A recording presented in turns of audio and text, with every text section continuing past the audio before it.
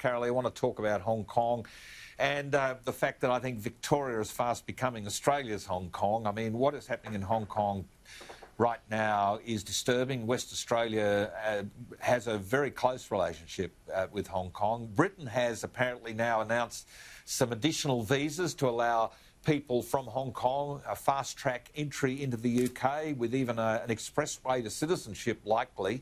But it is concerning. Marise Payne, to her credit, along with the Canadian and American and British foreign secretaries, have all put out a statement today.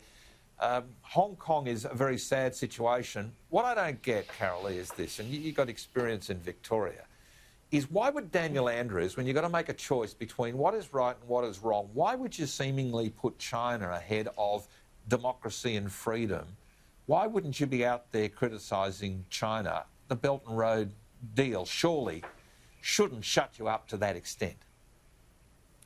Well, but unfortunately it does, because we've seen around the world how a lot of third world countries have been entrapped by signing up to a Belt and Road initiative. I think China now owns a port in Sri Lanka, because what happens is China agrees to finance a particular piece of infrastructure, and then eventually they know that the state or the country will not be able to fulfil their obligations to repay a loan, and then it belongs to China. What I don't understand is that Daniel Andrews has been rebuked, and it actually raised my eyes, by federal Labor. Now, for federal Labor to be rebuking one of their own who's a premier, that raises alarm bells and red flags. What I want to know is, why isn't the federal government able to actually come in over the top and stop these deals being done? Because let's just say, when Premier Andrews eventually does get thrown out of office, you know, he was quite willing to rip up the road agreement that the Liberals had done, but I mean, good luck trying to rip up an agreement that's been struck with China. The other thing is, and without wanting to cast aspersions or things, I think people have got to look a little bit deeper, because these Belt and Road initiatives, there's been warnings given around the world from United Kingdom, from America, as I say, from federal Labor and from our own government. Why isn't there a power federally to actually stop Premier Andrews from doing this to the state of Victoria? Because really, do the people of Victoria know what he's actually signed them up to? And it is a worrying thing, and we've been told. We've loads of examples. This has got to stop. It really does. Well, the problem, it seems, Michael, and, you know, this has now been exemplified by the great Alan Jones, who finished his stellar radio career today. God bless him. All of us wish we were as good as Jones has proved to be for so long. But Jones, this week, on Sky, actually pointed out that back in September of 2017, the Department of Foreign Affairs, I guess it was a kind of gentler time, signed off on the concept of this Belt and Road initiative. So the problem is, even the federal government have got themselves a little bit caught up in the long march. The long left march through DFAT has produced it's okay to negotiate sign to Daniel Andrews. But surely now, with everything we're seeing happening in Hong Kong, the time has come for people to choose a side on this thing, to get on to get off the pot or to pee in it, one or the other. Yes, I would think so, because, you know, I saw something today about someone belling the cat on this a decade ago. When I was working in Canberra, there was a story going around about how we should be careful by what we sell to China in the form of iron ore, because who knows, this was the story at the time, it might come back to us in the form of rockets. So I investigated this with an academic, as you do, and I said, what about this? And he said, oh, no, they're the least expansionist of all the great nations. And I said, oh, really? What about Tibet? Oh, yeah, there was Tibet. Yeah. Sort of, at this point, it's getting a bit like a Monty Python sketch, you know. What about Hong Kong? Well, there was Hong Kong, yeah. What about Taiwan? Yeah, well, Taiwan, yeah. Anyway, so that was being talked about then. And so it seems like, once again, though, we're giving the nod to something which is against the overall interest. And surely what Andrews is doing is against the country's interest so very, very clearly.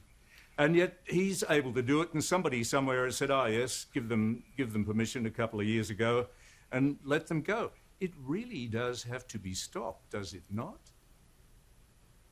Yeah, I mean, conceptually, John Krause, the idea of having a closer economic agreement with China in September 17, back in the Turnbull government years, I think probably looked like a good idea at the time. But China has changed since September of 2017. The time to actually reassess whether that closeness of relationship, which gives it seemingly even control of free speech on our university campuses. I see Drew Pavlov has been expelled from the University of Queensland this evening because of his anti-China sentiments, apparently.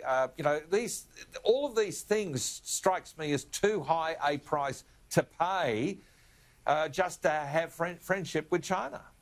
Well, Gary, there were great hopes 20 years ago, maybe even longer, that engagement with China at a diplomatic level, at a cultural level, and through trade would change China internally, lead to the liberalisation of their economy, democratisation in their politics, and a change in the way that they operated.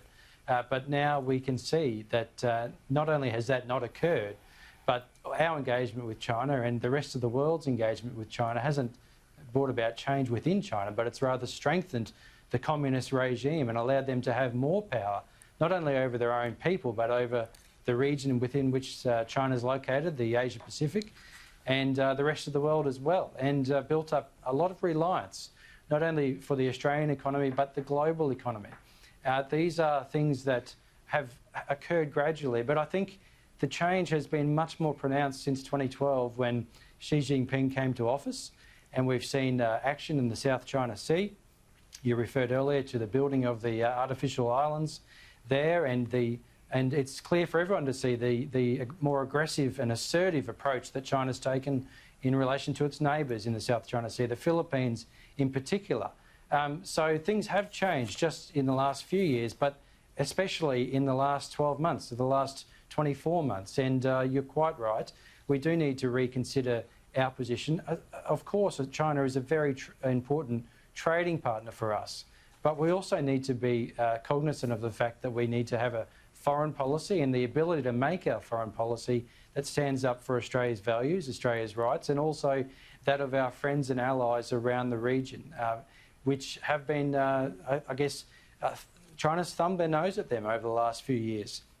There was an International Court of Justice ruling in favour of the Philippines in 2016, I believe, and China's basically just said, we don't care about that. We are going to continue expanding our sphere of influence in the South China Sea, and who knows where to from there. We really do need to keep an eye on the South Pacific, and some of the deals that have been spoken about with our island neighbours in the South Pacific are quite worrying. So Australia's foreign policy certainly does need to change and adapt over time. In relation to Daniel Andrews and his Victorian agreement with China, look, I've seen some of the documents that have been released publicly.